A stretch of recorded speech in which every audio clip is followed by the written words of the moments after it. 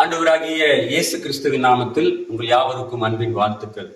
ஆண்டவராகிய இயேசு கிறிஸ்து கேட்கிற கேள்விகள், அதுல ஒரு கேள்வி, உங்கள் விசுவாசம் எங்கே, ஏன் சந்தேகப்பட்டீர்கள் அப்படின்னு சொல்லி இயேசு கிறிஸ்து சீசர்களை பார்த்து கேட்கிறார்.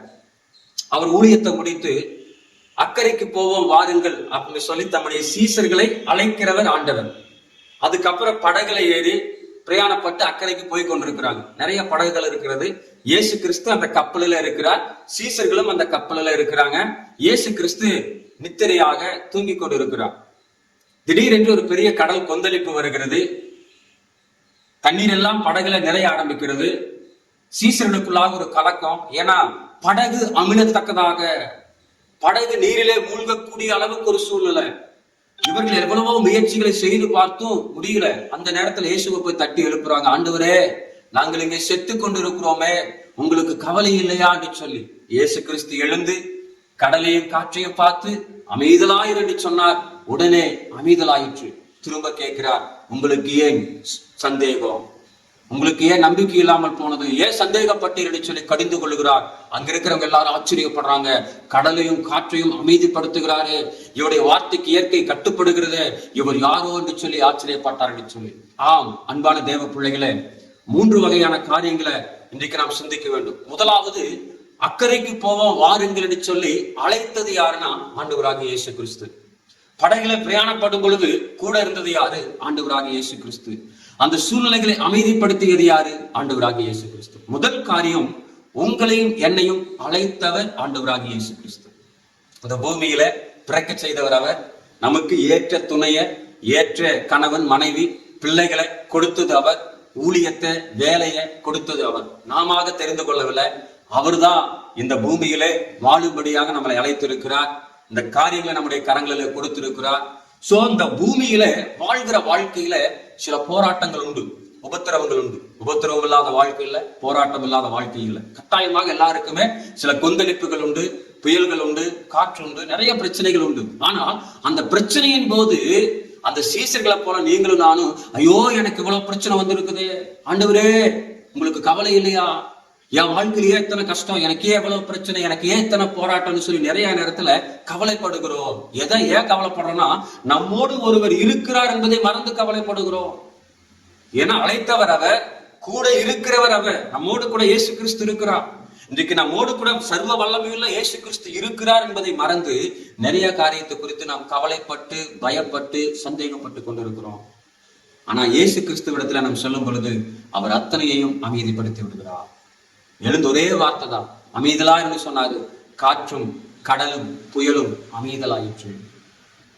இன்றைக்கு நீங்களும் நானும் நம்மோடு இருக்கிற அந்த ஆண்டவரை உறுதியாய் நம்பும் பொழுது, அழைத்தவர் அவர், கூட இருக்கிறவர் அவர், அவர் நடத்துவார் என்று நம்பும் பொழுது நம்முடைய வாழ்க்கை ஆசீர்வாதமாய் போகும். இந்த நேரத்துல ஒரு காரியத்தை, குடும்பத்திற்கும் ஊழியத்திற்கும் ஒரு காரியத்தை சொல்ல விரும்புகிறேன்.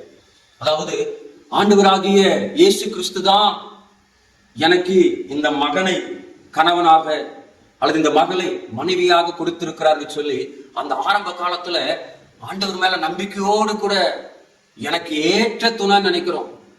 இவர் தான் எனக்கு ஏற்ற கணவன், இவங்க தான் எனக்கு ஏற்ற மனைவி, ரொம்ப சந்தோஷப்படுகிறோம். சில நேரத்துல பிள்ளைகள் பிறக்கும் பொழுது, ஐயோ கர்த்தர் எனக்கு கிருபையா கொடுத்த பிள்ளைங்க, சந்தோஷப்படுகிறோம்.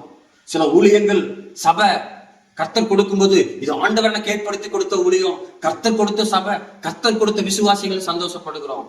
ஆனால் சில பிரச்சனைகள் வரும் பொழுது, ஆண்டவர் கொடுத்த கணவன் மேல ஏன் உனக்கு நம்பிக்கை இல்லாம போச்சு, ஆண்டவர் கொடுத்த மனைவி மேல ஏன் உனக்கு நம்பிக்கை இல்லாம போச்சு, போயும் போய் இவங்களை கட்டுன ஏன் சந்தேகப்படுற, போயும் போய் இவங்க வாழ்க்கையில துணையா வந்தாங்களே ஏன் சந்தேகப்படுற, போயும் போய் இந்த 2 பிள்ளைகள் எனக்கு பிறந்தாங்களே, இவங்க பிறக்கிறதுக்கு பிறக்காமல இருந்திருக்கலாம்னு சொல்லி கர்த்தர் கொடுத்த பிள்ளைங்க மேல நீ ஏன் சந்தேகப்படுற, இவங்கெல்லாம் இங்க நம்மளை பார்க்க போறாங்க, இவங்கெல்லாம் இங்க நம்ம கடைசி காலத்துல நமக்கு சோறு போட போறாங்க, ஏன் சந்தேகப்படுகிற.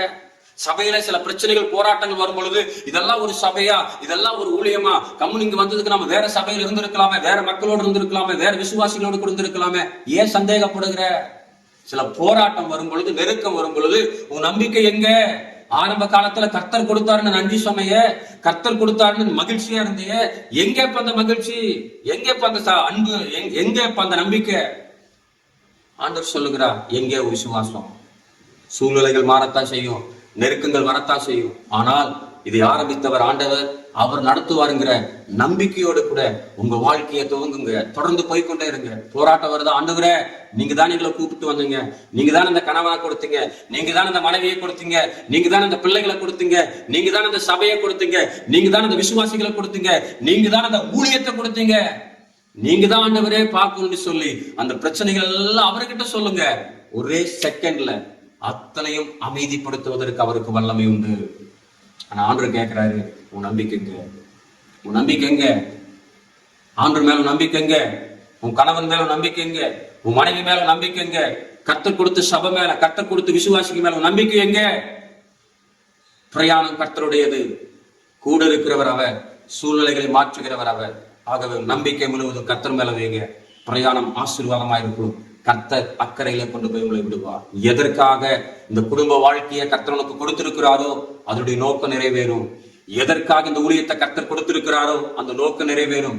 எதற்காக கர்த்தர் அந்த வேலையை உனக்கு கொடுத்திருக்கிறாரோ அந்த நோக்கம் நிறைவேறும். உன் நம்பிக்கை அவர் மேல இருக்கட்டும். God bless you.